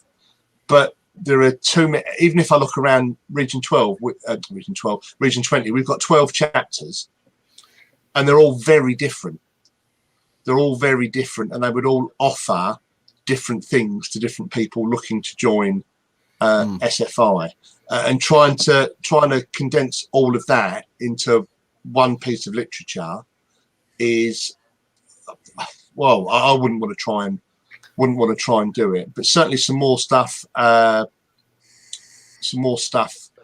just general stuff. I think as well, I think more ideas would be useful. So what we did last year, for example, at this con, I did it very quickly. I printed some stuff, just printed a sheet out that listed all the different series, and we just had it on a board there, propped up on a display board. And as people come past, the question was, vote for your favourite Trek series. But it's a conversation starter. Yeah. People come along, they just have to tick, and people were saying, I don't know, I couldn't possibly decide between the original series and DS9. Could I vote for both? Yeah, go for it. But why do you like them? They're very different. And you start generating conversations, and it goes from there.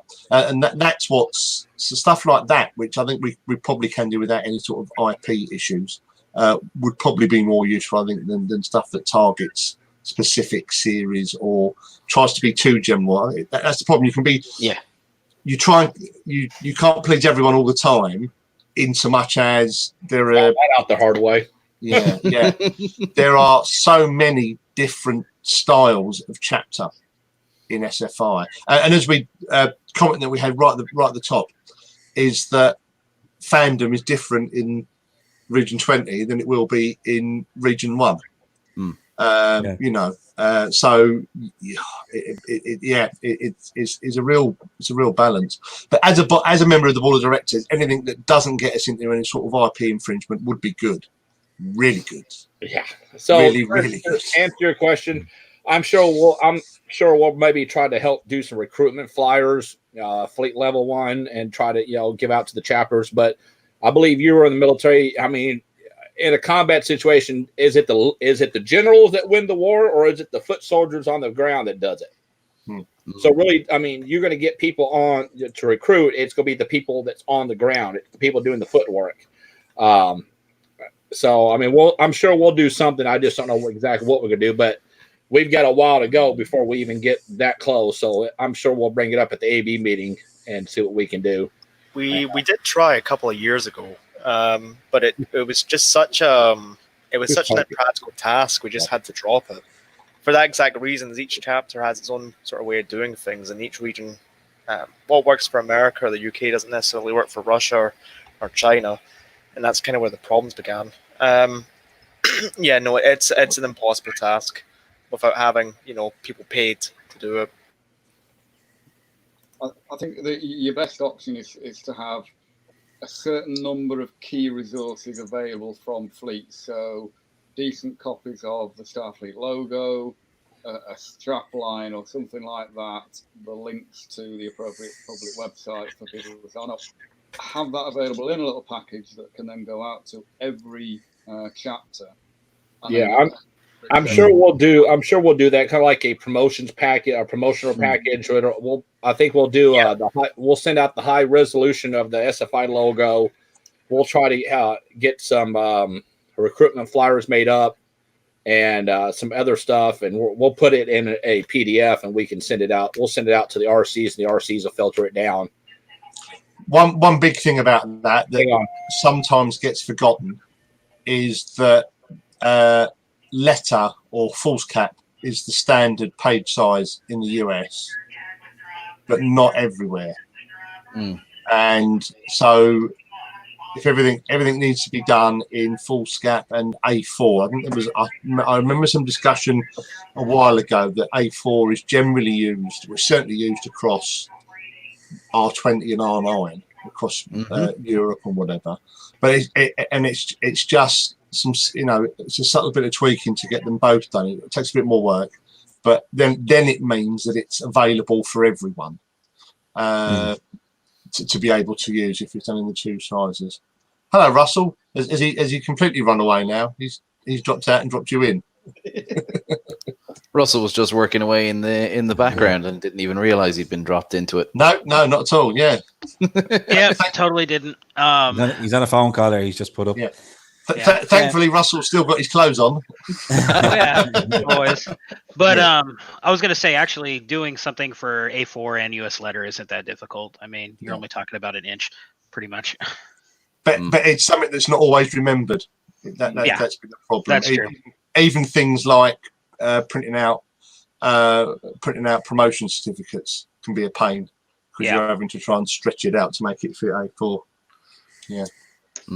Have you thought about? Now you may have done it because I've been a member now for a few years. But what I found when I got the Starfleet handbook is that it's very American centric. Have you thought about focusing the handbook towards particular regions that you're recruiting for? I said again, talking as a member of the board, the handbook is a bit of a funny one for me because essentially it's just their operating processes, and so I think you can gather what it needs, but I appreciate the view is that it needs to be what I would like, what I'd rather do is you can say, well, we have our membership handbook which does that, but then maybe have space at the end for you to have a regional insert, so that you can then you can then give some information about the area that you're recruiting in, and ideally hopefully the area where the person's going to be joining from.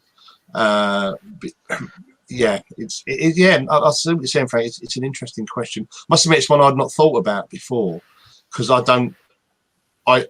wouldn't use the MHB as a recruiting tool.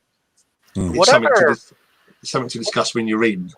Yeah. Whatever happened to the last administration? I thought they were supposed to be updating it. Was there any movement on that? Was that just dropped? I know they harped on about it for a while, but then it sort of fizzled out. There was a version of the MHB issued in February. And there's going to be another revision coming soon too. Yeah.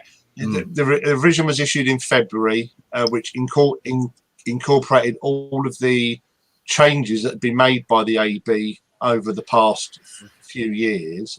As a member of the AB, I was under the impression that the MHB was going to be updated and released before the end of the last administration, and it didn't happen. Yeah, because I've been out with sort of SFI politics for the better part of a year, and some of the stuff I've come back to, and I was just in case there was any movement in that, because it seemed to be one of their goals to update it, but with each sort of adjustment, it never seemed to have actually made it to print, if that makes any sense. Yeah. It's now available. It's on the members only page. I think we've posted it in the Region 20 group, but I'll check and send it up. But no, it got issued in February. But the point is, it's a very plain edition, because the focus from the agreement from the AB with the CS and the VCS was just that we needed to get it updated so that it's got the up-to-date information and get it out. But there will be further revisions. We're constantly reviewing stuff. Well, it will be redone and reissued later on in the year. And same goes for the SFMC manuals. The updated SFMC manuals were released around about the same time. A few of them are still being worked on, but they went out about the same time as the MHB. It's a lot of stuff. Stuff changes all the time, and it works around. But so speaking of manuals, I wanted all departments, including the Academy, to have all their manuals updated by January 1 of 2021. Mm-hmm. Because the specific reason is some SFMC manuals, I can't remember which one it was brought to my attention, was like dated 2009. Yeah, there was one or two, all right. There was like the Armor School or something like that. And people were like, well, we can't update all this. It's, well, if you go through and you double check all the punctuation, all the words, make sure that the content is current, just put revised with the new date. Mm-hmm. Now, that's including the Academy. The Academy is doing that too. They're doing it to all their manuals and all their courses. I would get a 6-month review June 1st from the CES to see how they're sitting, because I wanted this whole thing done fleet-wide to get everything brought current, because that was one of my things I ran on.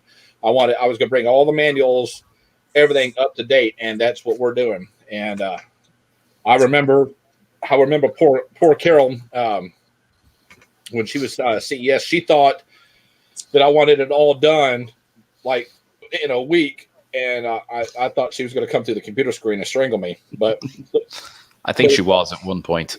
Yeah, but it's all 1 year. To answer your question, Russell, at the moment there is a massive question mark over that. The Mecha manual is a huge pain in the head that is being looked at. And yes, we are trying to make it more generic so that it can be usable. When that's going to happen? Well, I know people are working on it at a high level in SFMC and the SFMCA. So yeah. And as Ray said, we are updating the manuals, especially the Academy ones. It is being worked on, and they are being released on a phased basis.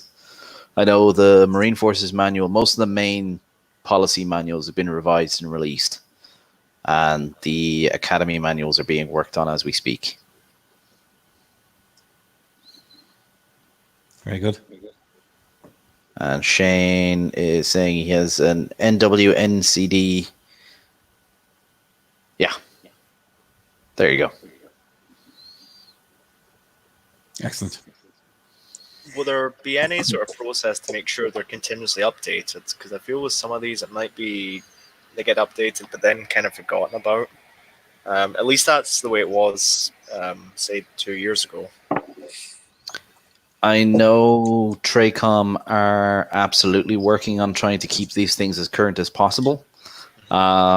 Ray, Brian, and the Tracom office are working on a project to make sure that these things stay up to date. But that doesn't necessarily mean there'll be a revised manual released every 2 years or every 5 years. It's more a case of saying that the content that's in them stays current. Yeah. It's just, I know when I took over recruiting 2 years ago, there was stuff out of date by 5 or 6 years, and it was such a pain to update. And it seems if it's done, in a there and then situation rather than say a major update every year, it might take the workload down slightly. Well, there you go. Shane is CO Tracom and he's working on it. So So I think one of the issues with updating stuff, the MHB, that's the main one I come across as a member of the board, is that it was always done on a cycle basis because it was sent out. It was printed and sent out. Now we're not doing that so much. It's available for people to download and print if they want to do it. Certainly, I think from my impressions we were discussing this year is that we'll update as new AB resolutions come through. But there's a balance between updating it because all of these have knock-on effects. Certainly, the MHB has a knock-on effect for how SFI runs. It's our main operations manual. And they're the associated knock-on. So every time we update the MHB, that can have a knock-on effect to OTS and OCC and other courses, but certainly on those two because they draw questions from the content of the MHB. So there are things to be aware of, which I think it is a balancing act between making sure it's completely up to date and then revising it every 5 minutes, as it were. I mean, we're meeting roughly 6 weekly now, on a 6 to 8 week cycle, roughly. And every meeting so far, we've passed resolutions that will update what goes on in the MHB, which is fine, absolutely fine. That's our job. It's what we're supposed to do. But there needs to be a fine line between having someone essentially doing that all the time. They still put them on the SFI website, because I know on the old website there used to be a section specifically for resolutions and decisions made by the board.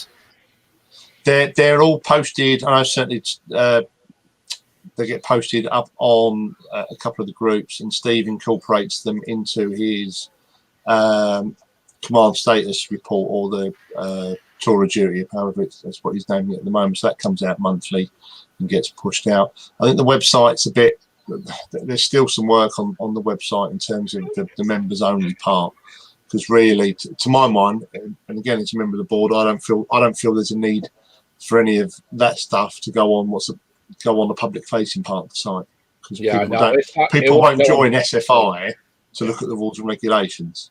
Yeah. Sure. It won't be on the public one. It'll be on the private one. I just got a question. Speaking about manuals, what the question was, what's the status of the Mako manual being revised? Okay, so there was a main upset with a lot of people. The original manual that was in place listed specifically that to be in a certain position in Makos, you have to have a certain grade. And so that when the new director come in, they were enforcing the manual, and then a lot of the people that was in those leadership positions no longer qualified because the manual says you have to have this. They don't have this. So they would have to be removed. So that's been completely redone. The Mako manual has been completely revised. There's no more grade requirements to be in a certain position. And the test in Mako, like some of the tests for Mako was like, I think grade 1 was like 45 or 50. Nope. Cuts out halfway sentence. Oh, that's painful. Oh. But actually, to answer that question, the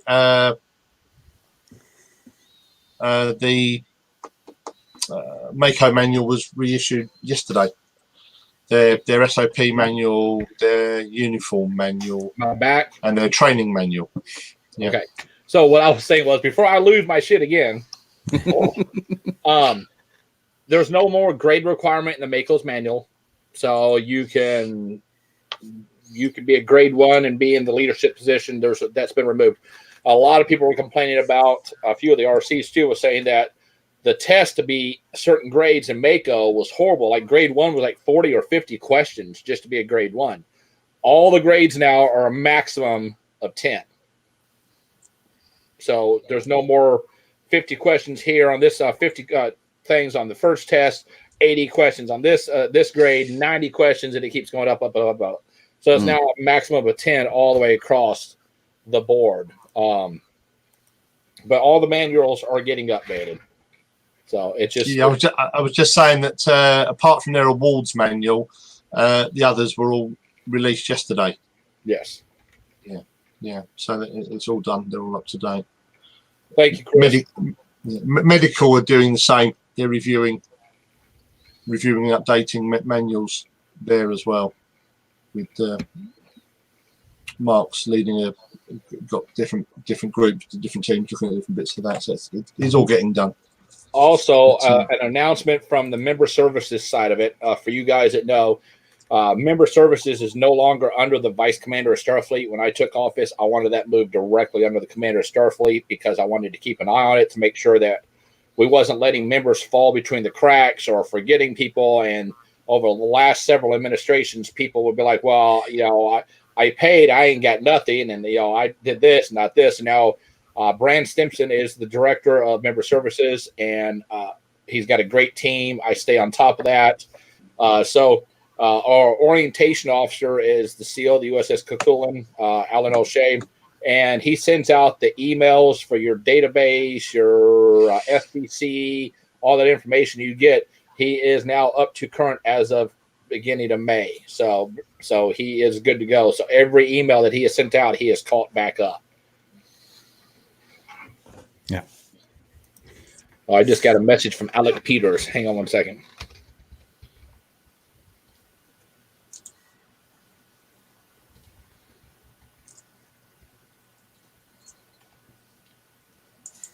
I think as well one of the things with Steve is that there seems to be more inclusion of different regions in the sort of underlining fabric of SFI compared to maybe a couple of years ago. Mm-hmm. It seems to be more decentralized nowadays, which is good because you see a lot of members of various talents being able to do more. So that seems to be a vast improvement recently, actually. Just to sort of highlight them. Chris Lovejoy says, speaking of awards, will SFI be avoiding the use of military ribbons issued to active reserve or National Guard? Starfleet itself does not issue ribbons. Now, the SFMC, all those ribbons, quote me if I'm wrong, Robbie, but all those ribbons are not in use by military service. Is that not correct? They've got away with all that. Every ribbon available through the Starfleet Marine Corps Quartermaster has been cleared as not currently in use by any active military of a NATO nation. Fine, yeah. It'd be interesting to check. I know that medical have some ribbons, so that they may need checking. What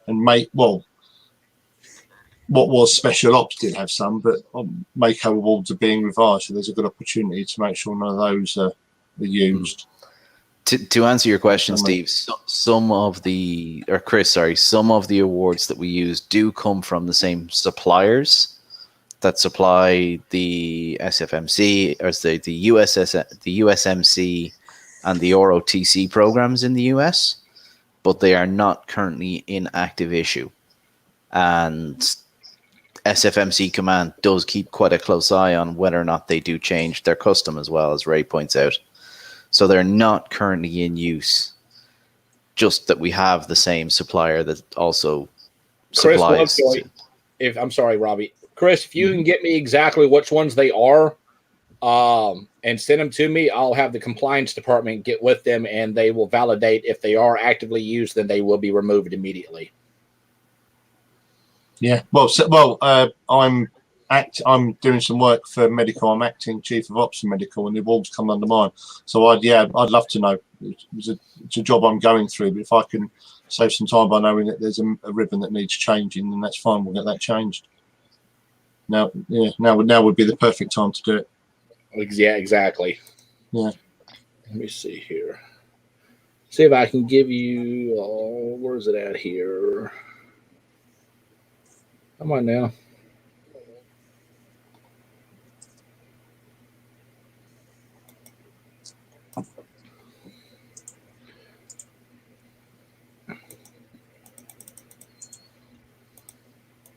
There you go, Rich. According to Chris, it's the McCoy ribbon. Ah, okay.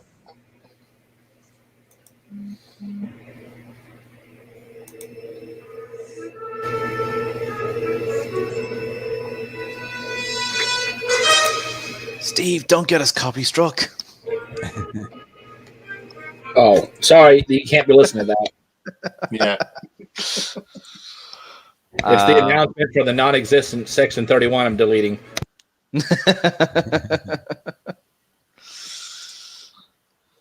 That's a pity. I was going to ask you to screen share that.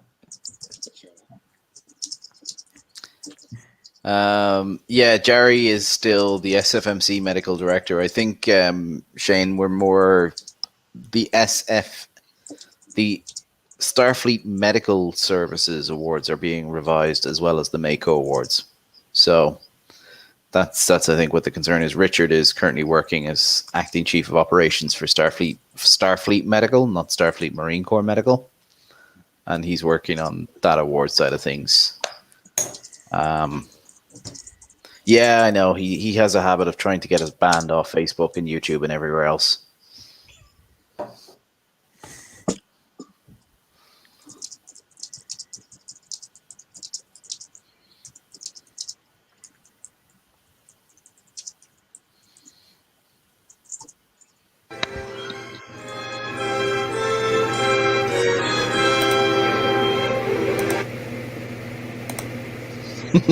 Hey, Russell, do you think I should share that since it's still being the process changing and not going to be official yet? Give me a thumbs up or a thumbs down. The video that for the after track. Dude, you look. Oh my God! If I could come to this screen right now and range you, I would. Yeah, after dark. Since it's going to be changed, think I should share it? Okay. Now, keep in mind, guys, this is not final. We got some changes we're going to be making to it. So I don't need any hateful comments. I know the stuff in there that needs to be changed. So please do not be disrespectful. I'm just having some fun and showing you guys something that the concept we're coming up with for Starfleet After Dark. So this is the first time it's going to be shown to anybody outside the staff of the CS videos. It's terrible. I hate it already. You're the worst CS ever. Well, you know what? You can take a flying leap. I use that term loosely. Come on now.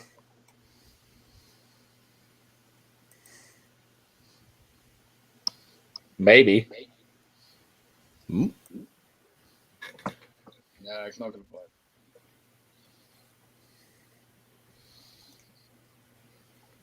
Hang on one second. Oh, now it plays. This is me off. Okay, let's try it again. Again, guys, this is not final. Do not send me any disrespectful messages. I know what needs to be changed. I will very promptly file 13 your disrespectful comments. This is for fun. I'm only showing this right now. This is not, not final.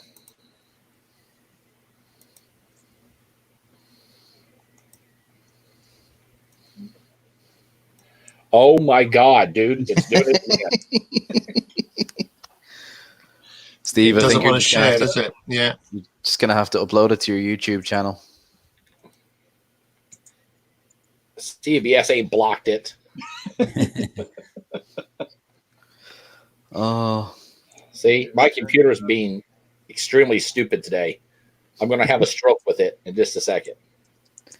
that's okay. Russell said he's gonna have to send you a new one, so. Where's it at here?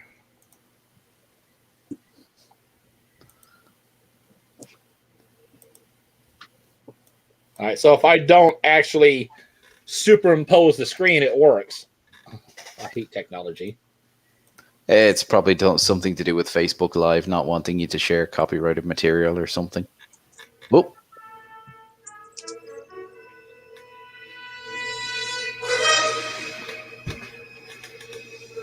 Keep in mind, I know what needs to be changed, guys.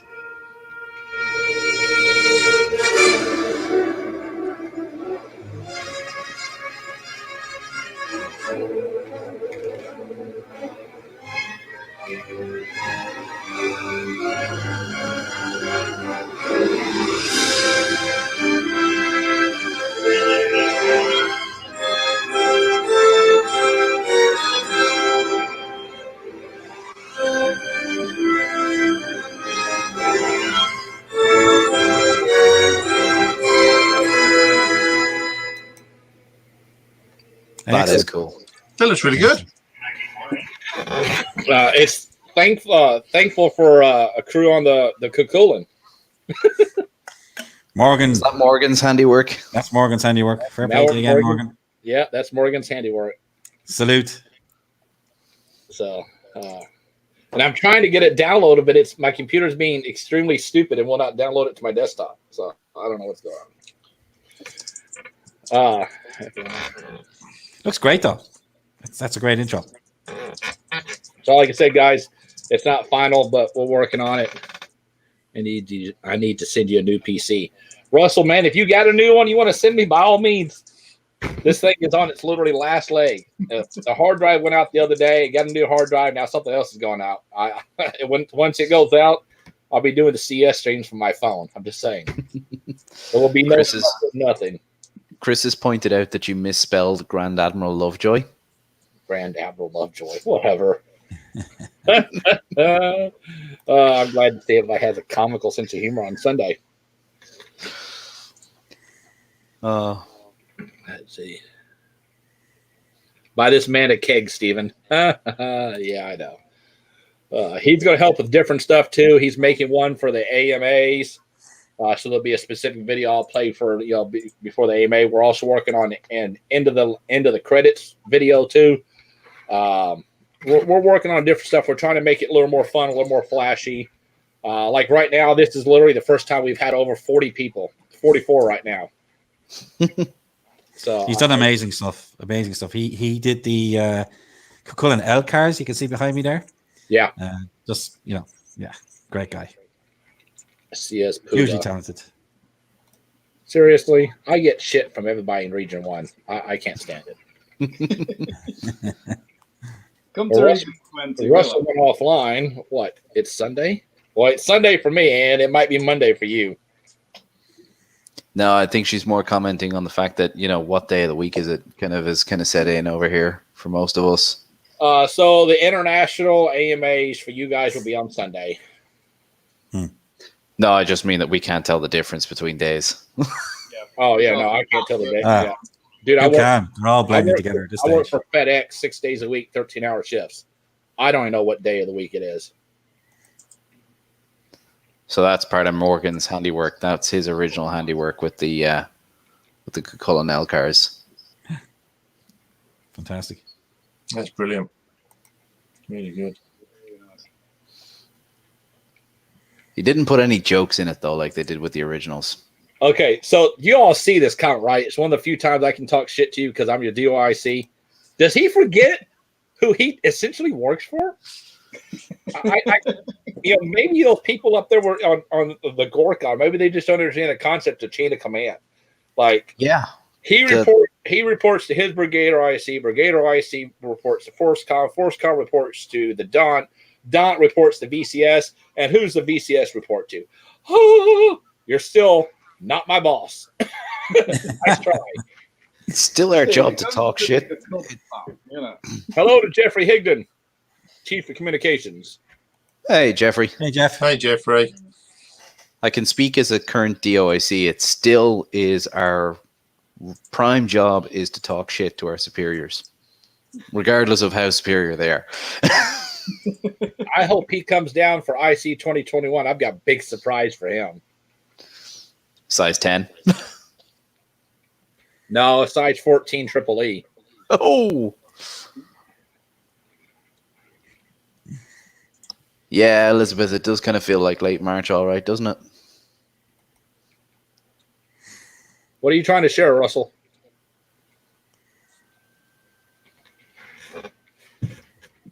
Oh.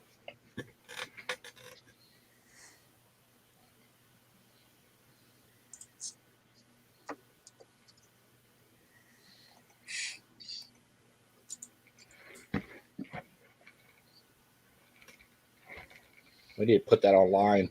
I had somebody actually send me a message. What's an AMA mean? Really? I'm not gonna, throw him under the bus, but he's in chat right now giving me shit. Just saying. Clown shoes. Yeah, I'll tell you what, Chris. My combat boots and my fire department boots were horrible. Like my fire department turnout boots. They're like $3,000 for my size. And my chief is like, dude, you're like the most expensive pair of boots I've had to buy. I'm like, I'm sorry.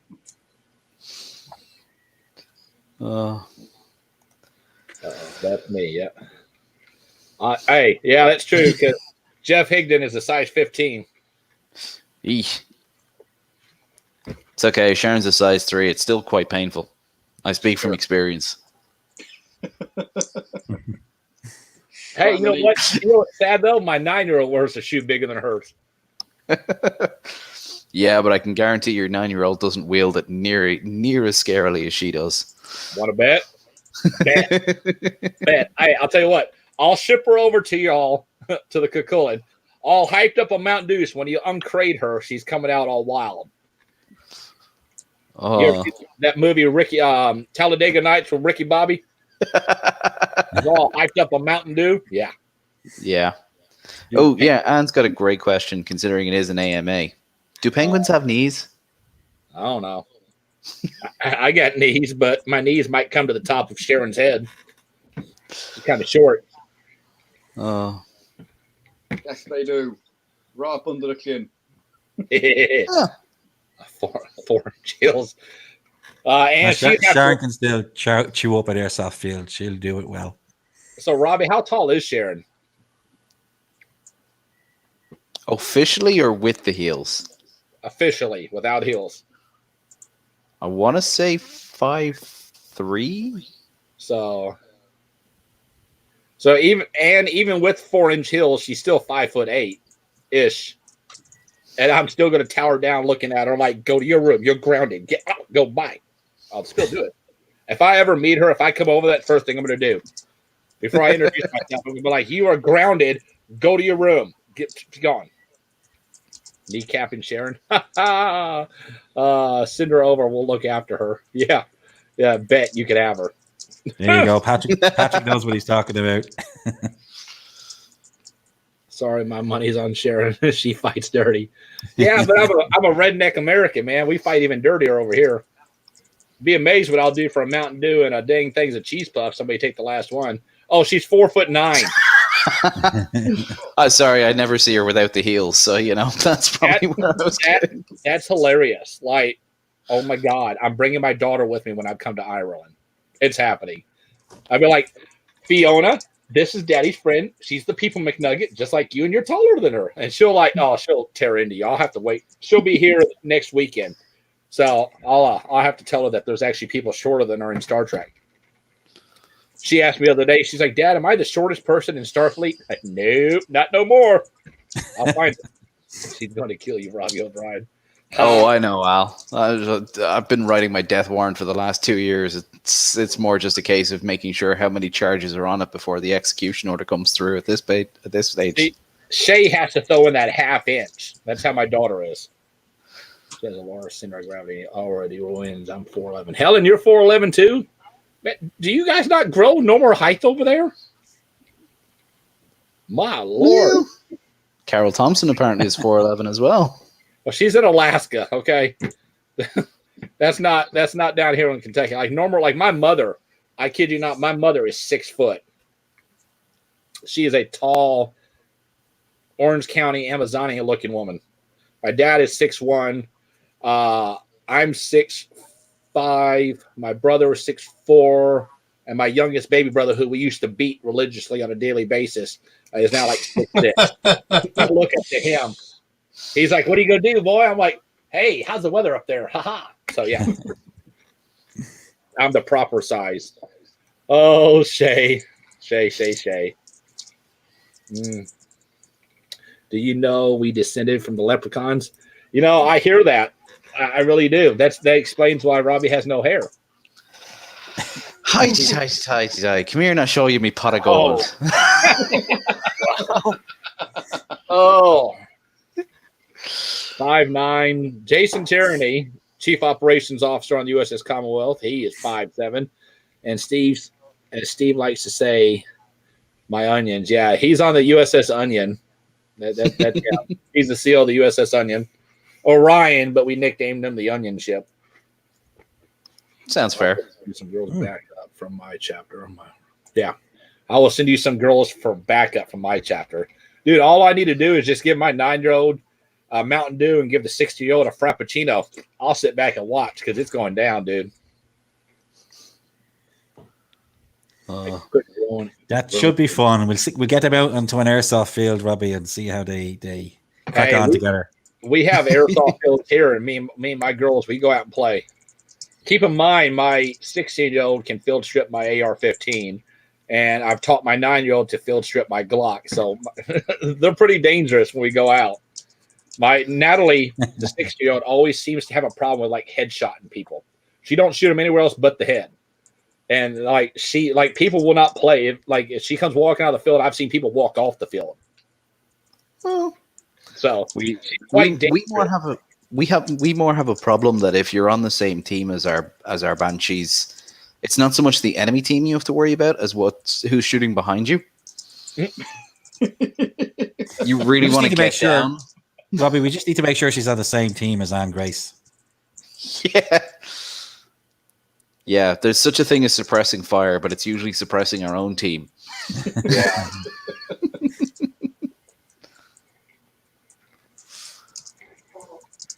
I just got a message from a very good friend of mine saying she's 5'6". I've met her in person. She is 5'6". 360 is in play, right? I'm not even going to answer that question, Chris. No.